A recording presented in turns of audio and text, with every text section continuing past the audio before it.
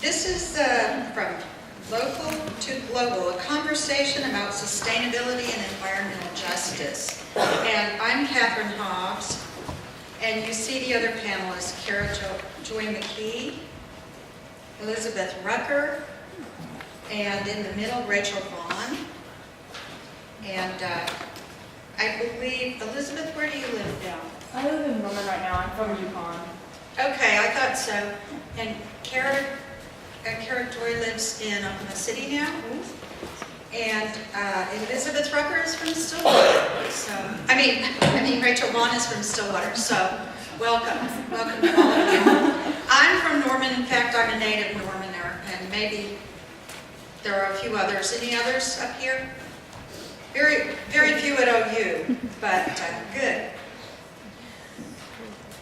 I was asked to be the chair because I'm in the English department. I'm in Women and Gender Studies, and also because about a year ago in last August, I was asked to form a local chapter of a group that I had been in contact with called Citizens Climate Lobby. And I'm just going to say a word about that before we go in the order that's on the program here with our talks. But Citizens Climate Lobby is a national organization that was new and it was expanding. It was on, actually some people who use the results model started it. And it's for people who really want to do something about the environment and about climate change. Is there a way any of you can see immediately to link climate change and the environment to what we've been talking about here today?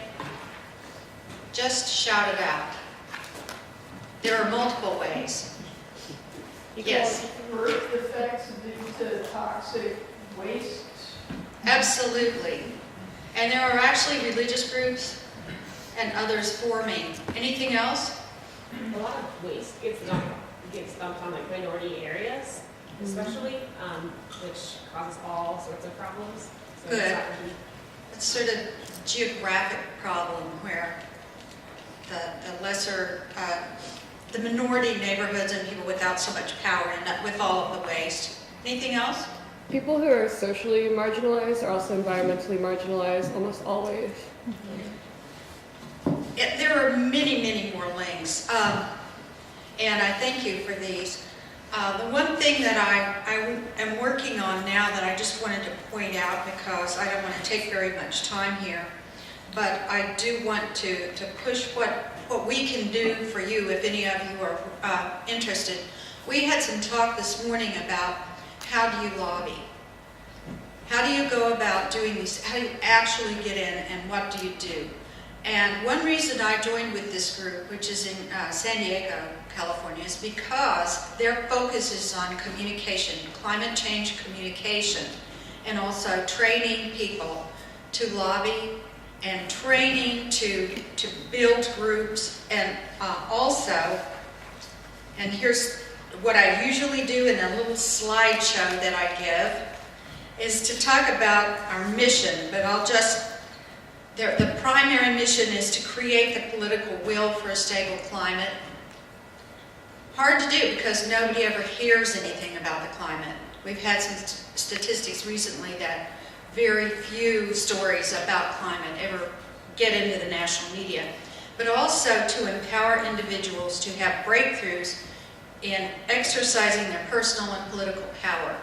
And this is something that this group knows about, but doing things and helping other people, empowering other people. So we do a lot of different things like that, but if you want to learn how to do these things, write letters, meet with the congressman. We have a conference in Washington every summer, and we're going, there's nothing like learning to communicate better than going and talking to the staffs of Inhofe and Coburn and Cole, and actually trying to sit down and talk to them. And some of the letters we get back are very interesting. None of them wants to have anything to do with any talk of climate or climate change. So anyway, we have a big action going on now, which is really great because we want to have a climate fee and dividend program. We think that this will really kickstart clean energy, and Representative Pete Stark from California has just introduced the Save Our Climate Act, which is House Resolution 3242, and it taxes carbon-based fuels and returns the revenue to consumers, except for 20% that will go for deficit reduction. The only real difference is our group wanted all of it to go back to the households. So if people are interested in this and you want to lobby, learn to lobby, or get on board talking about Keystone or any other of these issues, I've got some papers here. I'll pass them around. I'll leave them on the table. But that's all the time I'm going to take today for this. Our group is growing. When I first started the national, we only had 20 some odd groups. Now we have over 50 groups, and we have 35 members in our local group, and we meet in the library at Women and Gender Studies the first Saturday of every month. So I'm going to go on and say that no, it won't be in the order in the table, but Kara Joy and then Elizabeth Rucker and Rachel Vaughn will speak about their activism and other links between these issues and reproductive rights.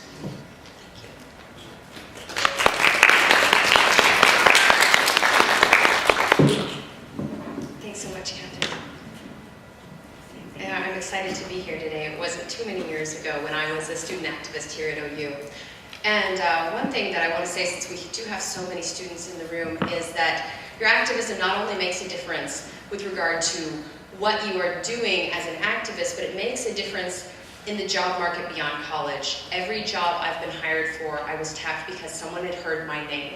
And it was because I was there at the city council meetings pushing for better mass transit. I was there pushing for the city of Norman to buy fair trade products, all things like that where people knew who I was, and that makes a big difference. So get your voice out there, and it makes a big difference for you personally as well as for whatever activities you're working with.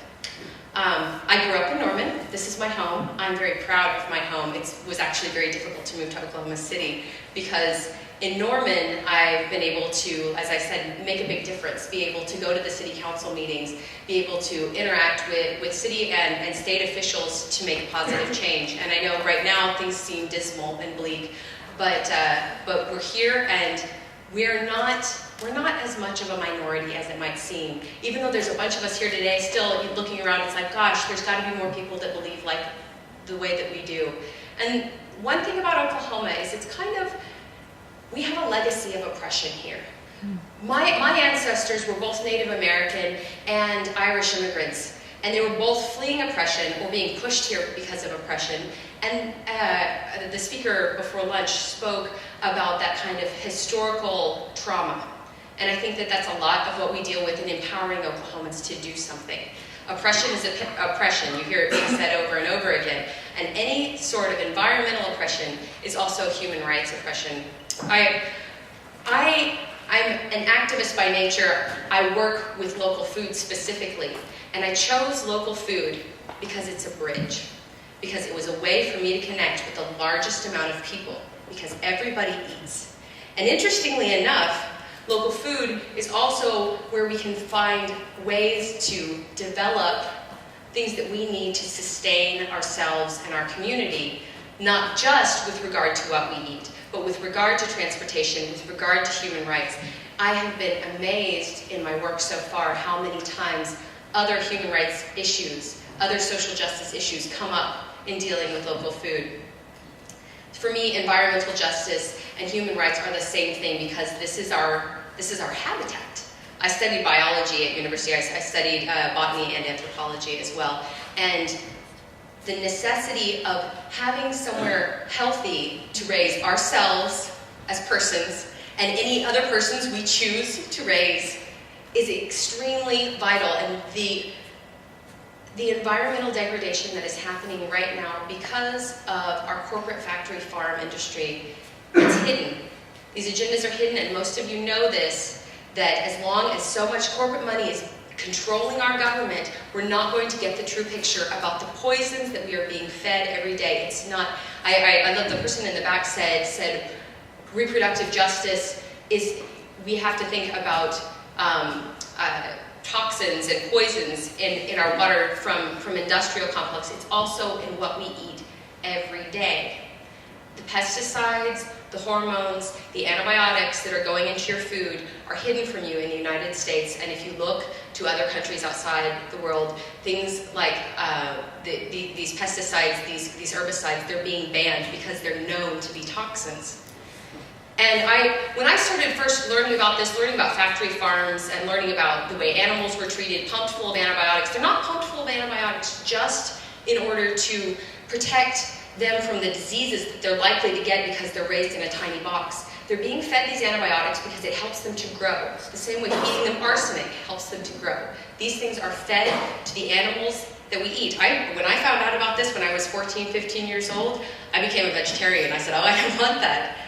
And 6 years later, when living in Mexico as an exchange student, my host mom bought a chicken. It was slaughtered that day. She came home. She was so concerned about me. I couldn't speak Spanish enough to explain to her why I didn't want to eat meat. And I tried it. And for me, as a biological organism that evolved as an omnivore, eating that meat made a huge difference. At that moment, I felt like, wow, this was something my body needed. But I wasn't willing to go back to being part of that industrial food system. And when I came back to Oklahoma, my home, where I invest my energy, I decided to get involved with the local food system. Because I meet farmers on a regular basis through the Oklahoma Food Cooperative who say, we aren't organic, we're growing food the way great-granddad is. This is the way great-granddad was. This is just real food. This is just the way nature intended for it to happen. And when you hear buy local right now, you know, it's becoming really, really a fad. And the thing about buying local is the possibility for communication. I have friends at a farm called Cattle Tracks, and they had no idea about organic, and they weren't environmentalists, and they weren't clued into these things. And a lot of farmers you find in Oklahoma tend to be more conservative. But when they found out this is what their customers wanted, they started researching it a little bit more.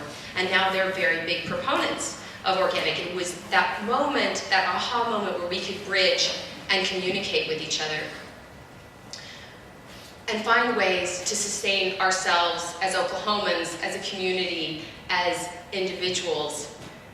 For me, sustainability is not just about what kinds of systems we can build that can last over the long term, what will sustain many generations, but it's also about finding sustenance, what nourishes us, what nourishes our souls. And if you look at human evolution, what we have right now, this tiny blink of an eye where we're isolated, we're sitting in our homes, we're staring at the box, is not what the majority of humanity has been. We've evolved in tribal societies, communicating constantly with each other. These divisions are part of the massive illness that is allowing us to harm each other. This disconnect that allows people to not understand that a woman's body is a sacred individual and that she should have a choice is connected to the same thing that allows someone to put a baby cow in a tiny box and raise it for its whole life and slaughter it there. It's the same kind of disconnect because they're not aware of it. How many people in this room eat meat? Just quick, raise hands. How many people have ever eaten meat? How many people in here have slaughtered an animal? There was maybe 6 of us there. It's really unusual, and I'm not saying the rest of you need to slaughter an animal, but it's really unusual for us to actually have that direct connection with what is going into who we are every day. A few years ago, when I was a student activist, I became involved in a group called the Oklahoma Sustainability Network, and it covers a range of topics dealing with all sorts of aspects of sustainability. The three main tenets of sustainability are environmental justice, of course, but also economic stability and social equity. The social equity gets left behind a lot of the time. But those are the things that we were aiming for. And Claire, will you raise your hand so everyone can see you? This is Claire Malone. She is the chair of the Norman Sustainability Network, which is the Norman chapter. They have a meeting tomorrow, so if you're interested in getting involved with a broad range of sustainability issues, I hope that you'll go and talk to Claire after this. But when I was dealing with OSN, I thought, oh gosh, there's so many things here. And in order to sustain ourselves, to sustain our society, we also need to sustain ourselves. And for me, trying to cover all the issues that could be covered was really frustrating. So I decided to pick one, try to narrow my focus a little bit. And so I started focusing on food. And in that, as I mentioned before, focusing with building the local economy. I work with the Oklahoma Food Cooperative. It's been around for 9 years now. And it was literally built by the Southern Baptist preacher and the lesbian Unitarian minister getting together and deciding we're going to put our political religious differences aside and we're going to focus on getting nourishing, healthy food to all Oklahomans. And the way that it works is all members, whether they're a producer, a farmer, or whether they're a customer, they all own a part of the cooperative. And through their volunteer efforts, we have an online farmers market where everyone who's a member owner orders what they want for the first week of the month. And then on the third Thursday of the month, all the farmers all over the state who've received those orders online bring all of their products into our warehouse, and everyone there, all of the volunteers, and it's mostly volunteer staff, splits up what the orders are and then ships those orders back out to about 44 pickup sites all over the state. That means that people in small podunk towns in Oklahoma that only have access to Walmart get wonderful, amazing, local organic food, and not always organic. We let the farmers tell their own stories. Some of them are organic, some of them are better than our national organic standards. We let them tell their own story, and their customers get to choose. It's all about transparency. It's all about the reality of being able to choose for yourself. And so much of that has been taken from us, and so much of that is why we're here today fighting for this. If you want to know more about the very specific things that are going into your food that make it a wise decision to choose organic, and to try to choose local and to try to influence your local farmers, I encourage you to go to healthyfoodinhealthcare.org, healthyfoodinhealthcare.org. I'll repeat it again at the end of I'll just say it again now, healthyfoodinhealthcare.org. There's a really great PDF on there that it goes through all of the different toxins, all of those numbers. I don't want to spit them all out to you right now today, but these are really, really useful things to know because the information is not out there. The media it's corporate-owned media, and we know that, and we're trying to change that. But for now, it's not safe to trust that what you're getting at the regular grocery store is something that is going to be nourishing and healthy for you or for your environment. And it's not just good enough to buy local, because what we're seeing now is that even if you yourself are not consuming directly through your food these toxins, they're still in your waterways because of the chicken farms, because of the hog farms. And the factory farm workers are getting these extremely virulent, antibiotic-resistant bacteria, and they're going to school with your kids, and they're going to work with you. And if we don't change this food system, we're going to have to deal with all of those illnesses. And it's already coming out. We're already having these issues, and it's going to get worse.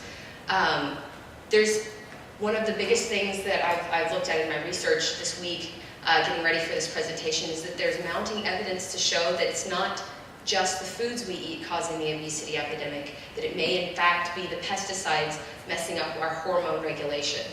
And this is a really big deal, and we all know that the obesity epidemic in the U.S. is a big deal, and we're all, talking about, my mom just went on a 30-day juice fast. She's scared the life out of me that she did this, but it made a big difference, but she was very frightened about her weight gain. And all of these things, there's something that we can all do about it. I like to think of activism I like to think of my whole world as concentric circles. We know that we're all connected. If you're a person with some sort of religious faith, then you're taught from a young age that everything is connected. But if you study science, you know that it's also all connected. The electrons exchanging, the air that we breathe, it's all connected. And the biggest place that you can make a difference is starting closest to yourself.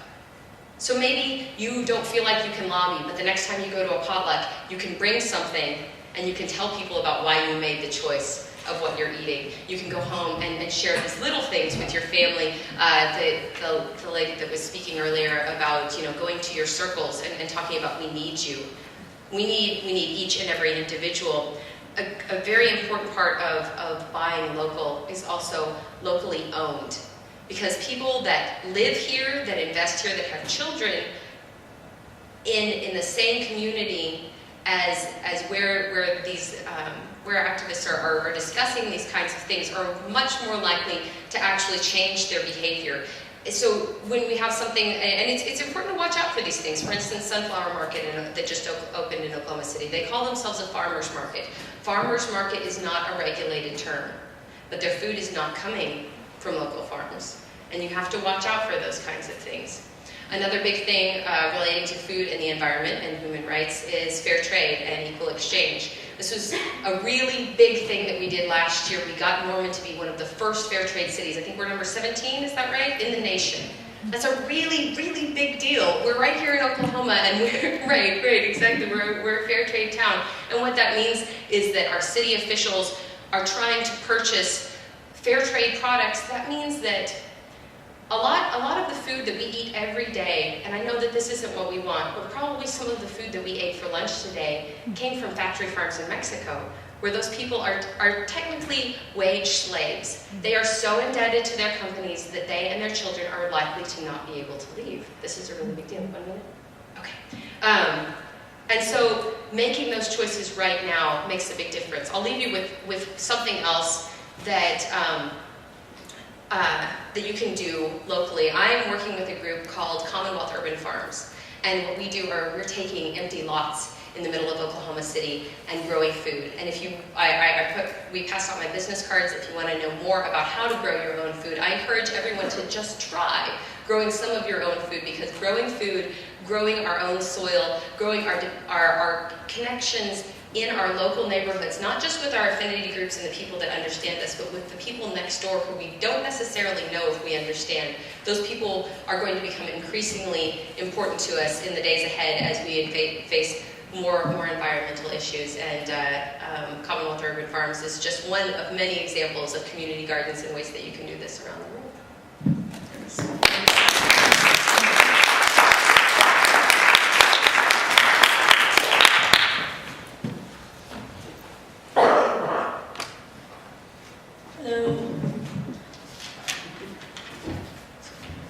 So I'm going to depart a little bit. I'm going to talk kind of about environmentalist discourse. I think that people who spend a lot of time in like either queer justice or reproductive justice or other justice frameworks, they kind of get, I mean, I know that I'm dissatisfied when I'm in the room with a lot of environmental activists, because I feel that they don't adequately address issues of race and class and gender and sexuality. I think that it tends to be very dominated by like white men that are well off. I mean, Michael Pollan and the Salatin family, I think, are very, very good examples of that, and people who know me know that I rant on and on about that for a long time.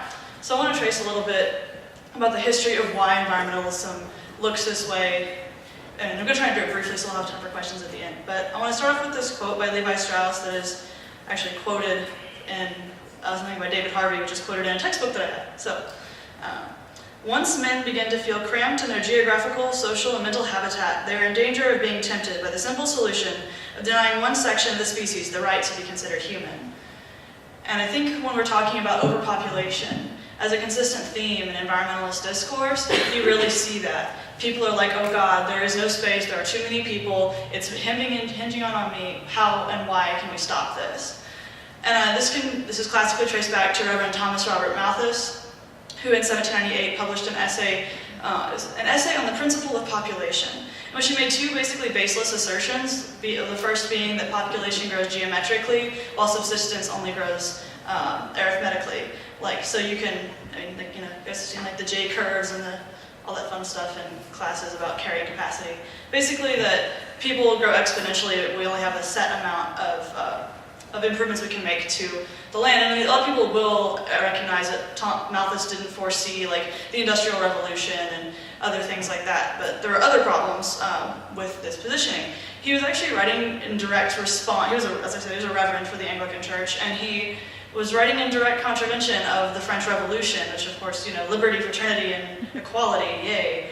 But he was like, oh crap, I'm working for the landed aristocracy. That's not exactly something that they liked. So basically he used his theory to defend privilege and social inequality. He actually advocated for the abolishment of the poor laws, which were like the most basic kind of welfare you could ever imagine that were in place in like, you know, almost 1800s England.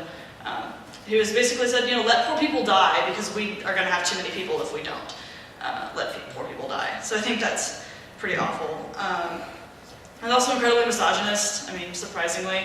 And he, you know, he would write against women, and again, he would also, he like said that the poor were like morally inferior and all this, so, because, you know, vices are unlimited among the poor, apparently. So fast forward to like World War II, where, you know, where like after the, you know, the world exploded in its face, and we have had the Industrial Revolution, and everyone's like, oh look, Malthus was wrong, and then the industrial societies go to war with one another. And we enter, and so right after the war, we start rebuilding Europe. And then we start seeing decolonization movements, and people start paying attention to this idea called development.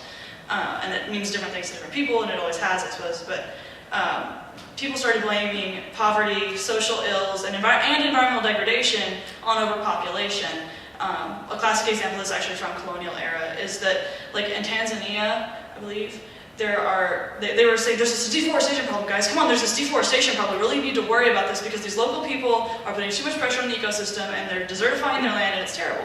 Well, since then, geographers and anthropologists and political ecologists have gone back and been like, actually, there's more forest than there was because of the land practices of these local Tanzanians. So a lot of times environmentalists will define problems where they don't exist. But it's a way of saying there's too many people, we need to cut down on population, we need to have family planning services. You can see this particularly in India, which is actually my area of focus. They'll support these family planning initiatives to, guess what, the poorest people. And this actually happened, interestingly, to both men and women. There were sterilization initiatives in India against men under Indira Gandhi, and they went out and forced, I think it was during the emergency rule in the 70s, but Indira Gandhi forced men to have vasectomies, and then she was voted out of office. So let's see how that goes.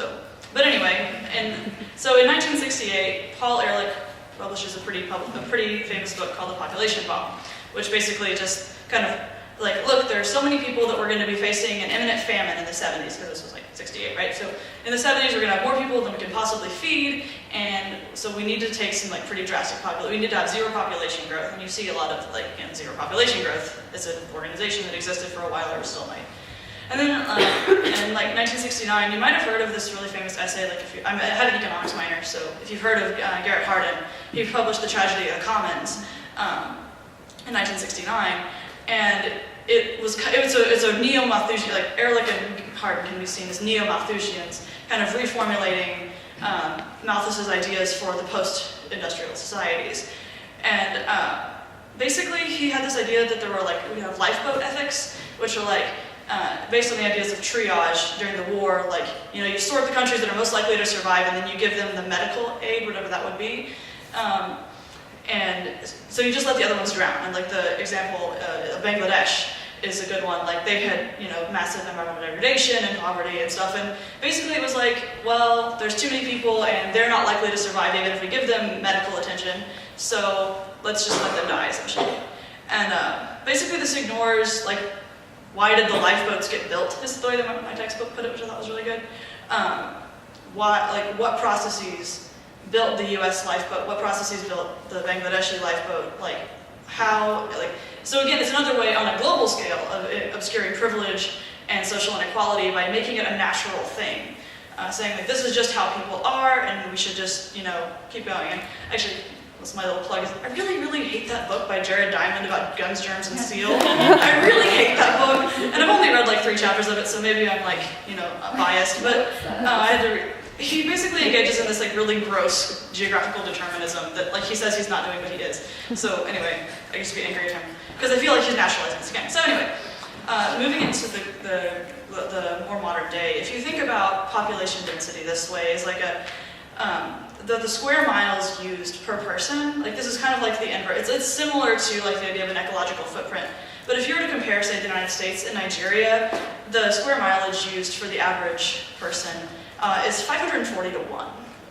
So where is the average? So like 541 miles to 1 mile for someone in Nigeria, like if you wanted to set it up that way. So who's actually overpopulated would be the question that I think is pretty much begged by that.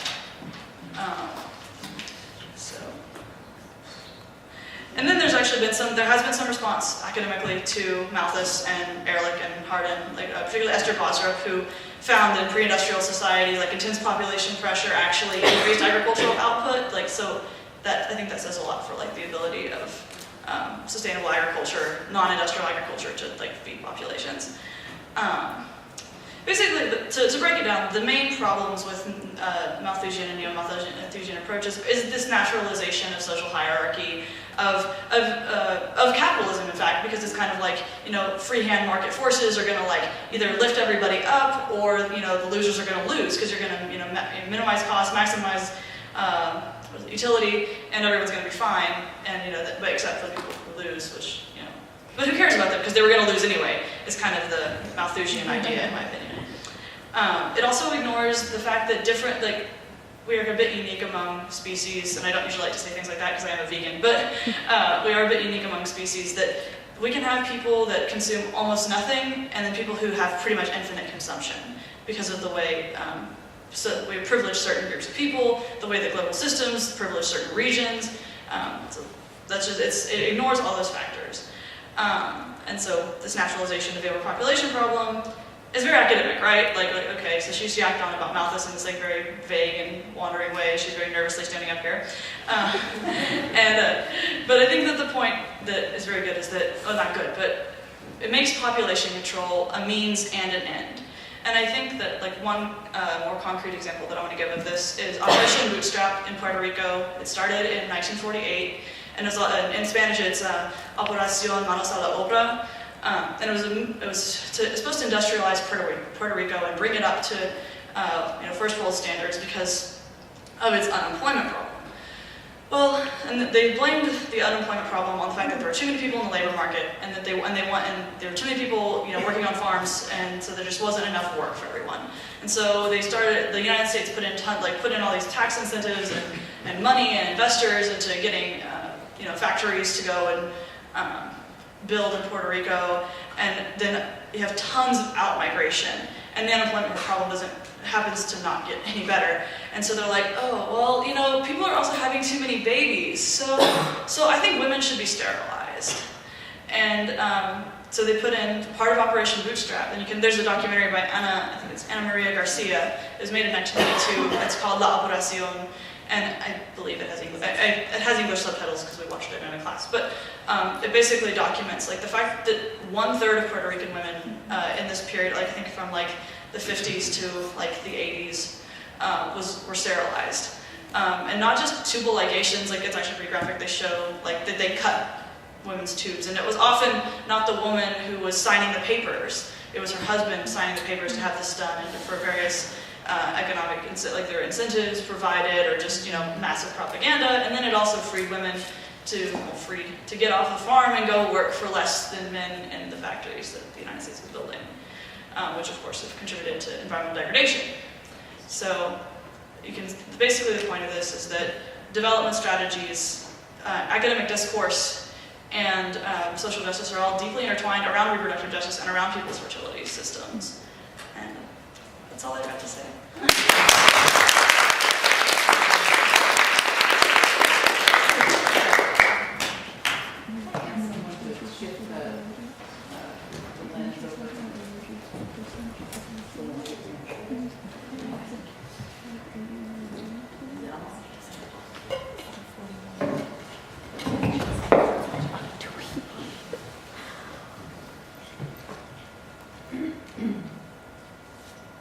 To wake it up, it was sleeping.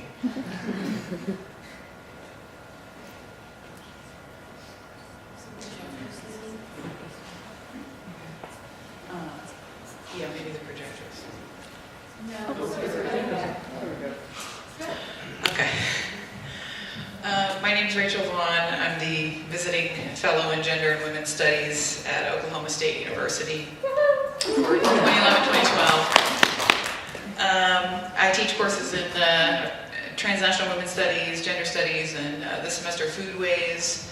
And my research is about social and environmental politics of waste as it relates to industrial agricultural surplus, the privatization of public spaces and materials, common pool resource concepts, and the criminalization of waste, reuse, salvage, recycling, etc.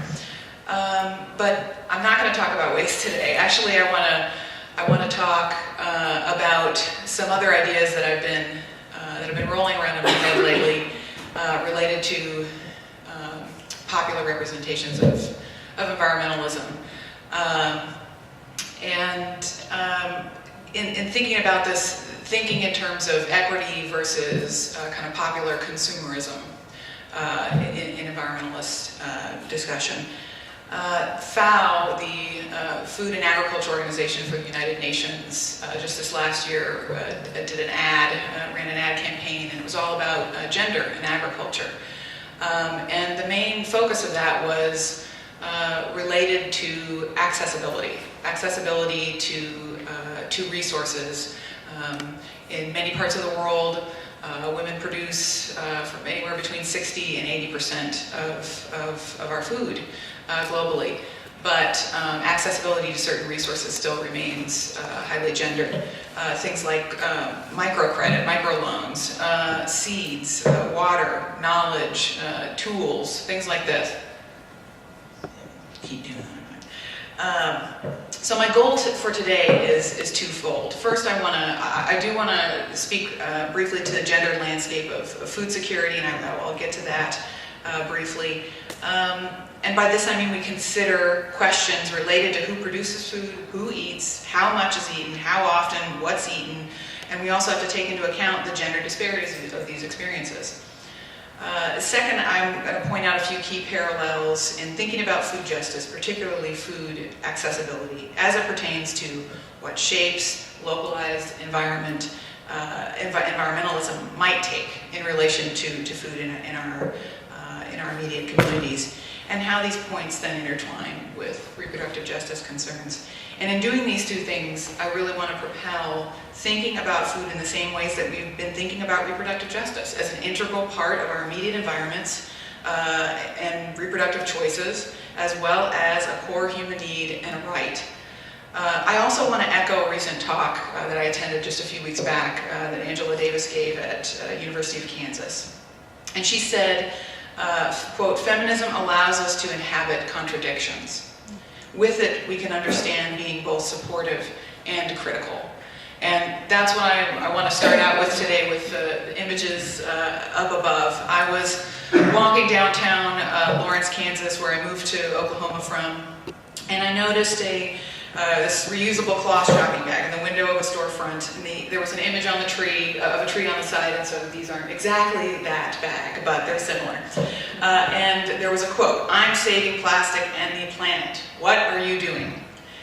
And I thought about it. It cost $25, and I got it. I got the point, but I also didn't get it. And I started thinking about that more for today.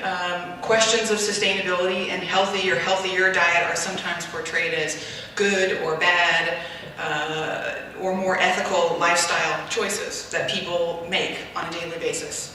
And similarly, concerns for equitable reproductive health care in the United States are so often seen as purely matters of good or bad, right or wrong choices, rather than results of environmental constraints, healthcare limitation, such as reliable resource accessibility and availability. And such matters are often seen through the prism of individual lifestyle shifts or individual purchasing power, rather than as systemic and systematic environmental issues of inequity. No icon to me embodies this more than the icon of the welfare queen. So I thought I'd pull up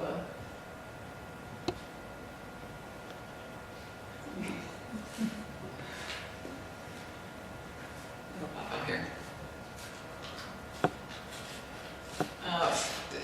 conjured during Reagan's presidential campaign in the 70s, actually earlier than that, in the 60s. There's a cartoon right there.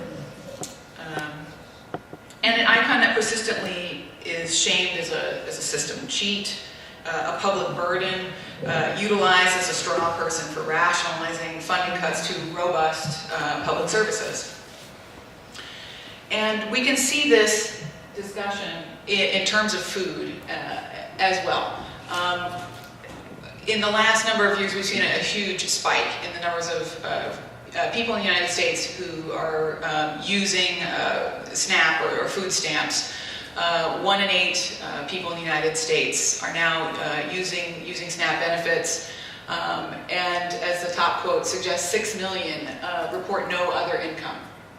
And there seems to be a reporting of record number of criminal food stamp usage. Recently, there was a discussion on Salon.com, a 2010 article. The article title was "Hipsters on Food Stamps." And it was talking about the spike in food stamp usage amongst 20-somethings. I mean, the age group of many of the people in the room today, due to loss of jobs. So people who went to college who are struggling economically, and so there's still this sort of perpetuation of who gets to buy certain kinds of foods and who's purchasing is becoming a burden. This T-shirt was something that I found again out and about, different activist meetings, etc. Eat like you give a damn, and I thought, yeah.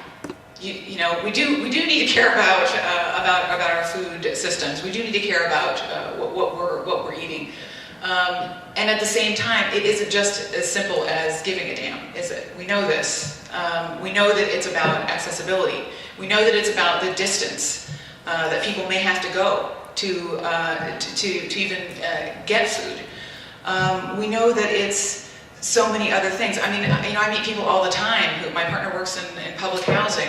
People who say, I don't even know what to do with that ingredient. I don't even know what that is. So it's about a lot of other things. I recently saw something else as a response. It was actually a response to a New York Times article from 2011, and a freelance author, Emily Machar, who wrote something called, quote, "Can urban homesteading really be a solution to poverty?" And she was definitely writing about this trend that I've been following.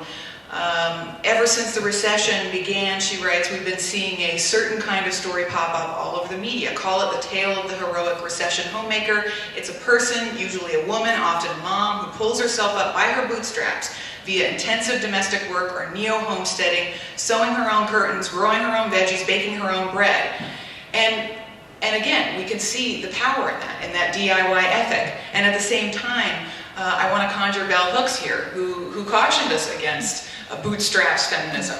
Someone from the student organization collective this morning said something similar. Reproductive justice isn't just about your immediate rights, your individual rights. It's also about the other people in your communities. Bell hooks wrote, the willingness to see feminism as a lifestyle choice rather than a political commitment reflects the class nature of the movement. And if food politics needs to be, has to be, wants to be a movement, we've got to keep that. We've got to keep that focus. Noel Sturgeon, a feminist environmental scholar, similarly wrote, quote, the new environmentalist consumer wave must move beyond individual modifications of ways of living to address the systematic, institutionalized structures that maintain inequality and promote environmental devastation. And I think this conjures much of what, Kara, you were raising, and accountability and informed consent concerns with regard to food. The last example I want to raise is, before talking about the landscape of food security in the U.S., is CBS's 60 Minutes in an interview in 2009 with Chef Alice Waters, who's been a big proponent of affordability or accessibility to better food, to real food, to people in the United States. She says, "Everybody deserves this food, and that's not elitist," was her quote. But then when the discussion became more challenging about the economic limitations raised by the high cost of some of the foods at the farmers market that they were located at during the interview, her response was something kind of astounding. She said, quote, "Some people buy Nike shoes, 2 pairs. Some people buy grapes to nourish themselves. I pay a little bit extra, but it's what I want." And the inherent assumption here is that, again, that the consumer choice is just there. It's just a question of choice, isn't it? And it's a lot more complex than that. So on the one hand, she deems healthy food a human right, necessarily accessible to all without special resources. And at the same time, it becomes a product of good consumer food choice. So the homegrown revolution, as we think about examples, we put our heads together and think about what it means to go local, to localize ourselves, to create more availability, accessibility to food. The homegrown revolution, doing for yourself, DIY ethic. These things may work very well for some people in certain communities, but it's not going to be available to everyone. And so if we keep that at the forefront of our thoughts as we're working on this, I think it can bring us to new heights. The food security questions in the U.S. Food security, for those of you who don't know, just means individuals of a household experience limited or uncertain availability of adequate and safe foods, or limited and certain ability to acquire foods in socially acceptable ways. Obviously, working with people who salvage wasted food it kind of pushes against that last point in my research. And the USDA's definition excludes resorting to emergency food supplies or scavenging or stealing or other coping mechanisms. The numbers from the USDA also exclude homeless populations, which are extremely gendered. 30% of the 3 million youth who are homeless in the United States are LGBTQ youth. It is a very gendered dynamic to questions of food and homelessness.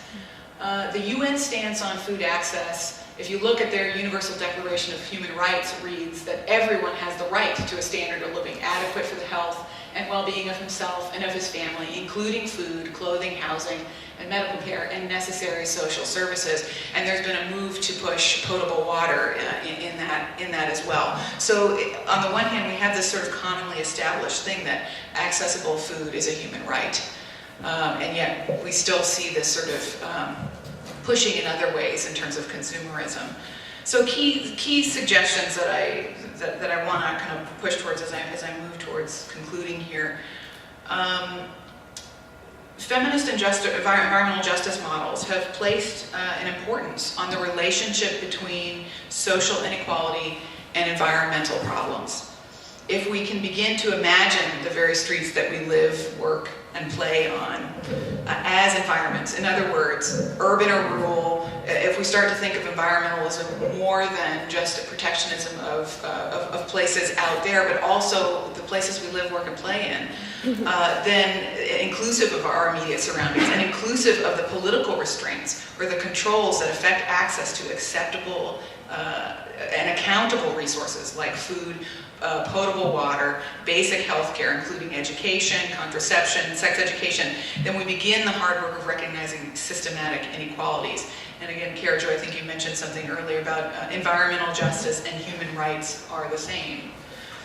Along with this first suggestion then, I propose that we take another step to prioritize and envision our immediate environments as accessible, as affordable, as supremely robustly public foodscapes. So in other words, as sites for lots of diverse small-scale local models of sustainable public food sources. Not just in the privacy of our own backyards and in our own homes, but things that are shared, that are common pool resources. So the example of community gardens has been called upon frequently, but there are lots of examples across the Midwest that I've seen functioning well, in Oklahoma as well. Farmers market, first of all, I mean, coming from central Illinois, where the push for just to even have a farmers market was really complicated in my hometown. There was a lot of resistance at first. So the CARE Institute, the KERR Institute of, I think, I'm going to say it wrong. Kerr, okay, I'm sorry. Is it Ponto, Oklahoma? Poto, okay, Poto, Oklahoma, has some really excellent PDFs, very simple, accessible information about how to get rolling with things like farmers markets in your community. What is a CSA? How to run a CSA? How can help individual people in the community joining together to offer funding for their local farmers in the CSA model be useful? But there are lots of other things.